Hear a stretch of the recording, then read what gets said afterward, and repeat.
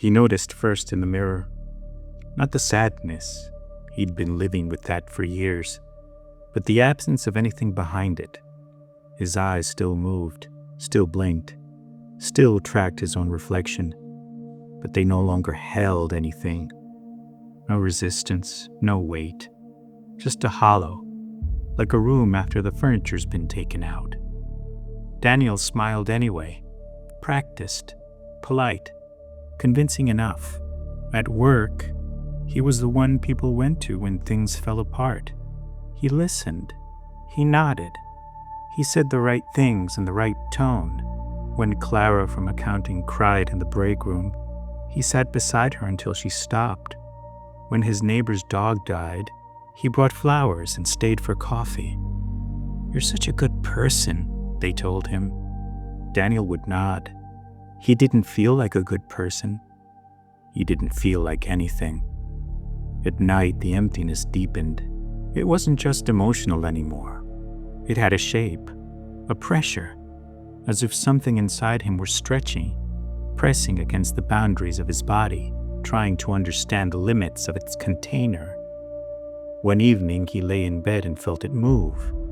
Not a metaphor, not a mood, a movement.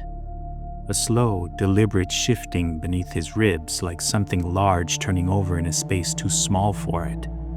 Daniel froze, his breath shallow. "Hello?" he whispered, immediately ashamed of himself. For a long moment, nothing happened. Then, something inside him answered. Not with words, with a sensation. A ripple that spread through his chest, up his throat, into his jaw. His mouth opened involuntarily, stretching wider than it should have, wider than it had ever done before, until his lips trembled at the strain. And then it stopped. His mouth closed. Silence returned. Daniel sat up, shaking. The next day, he helped a stranger carry groceries up 3 flights of stairs. He laughed at a joke he didn't hear. He told Clara she looked better, but the emptiness wasn't quiet anymore. It was learning. He felt it when he spoke, how it pressed against his words, tasting them. He felt it when he listened, how it leaned forward, attentive in a way he no longer could be. It was beginning to like people.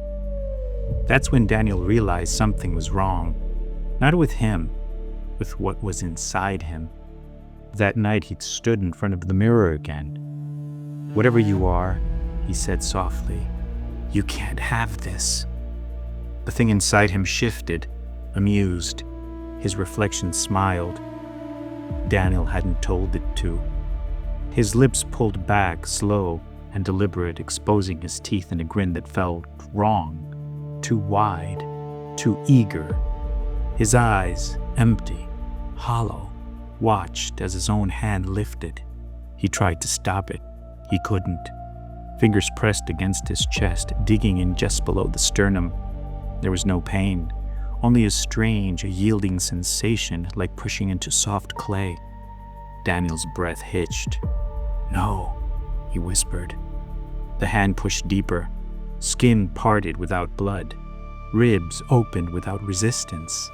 And inside, there was nothing. No organs, no bone, no darkness. Just a vast, pale space that seemed to stretch impossibly inward, far beyond the limits of his body, and something moved within it. Not a creature, not exactly. A shape forming itself, assembling from the absence, using his emptiness as a place to exist. It leaned closer to the opening in his chest, curious, hungry. Daniel felt it see through him, felt it understand. People trusted him. People came to him.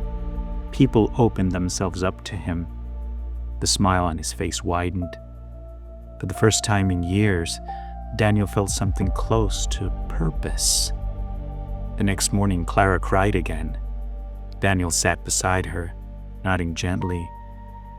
"Tell me everything," he said.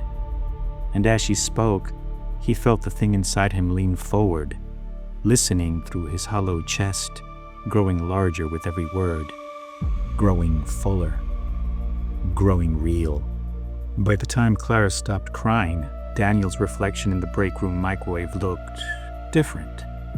Not empty anymore, just crowded.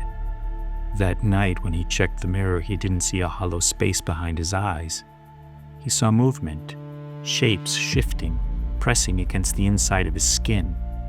Waiting, Daniel smiled, and this time, he didn't have to pretend.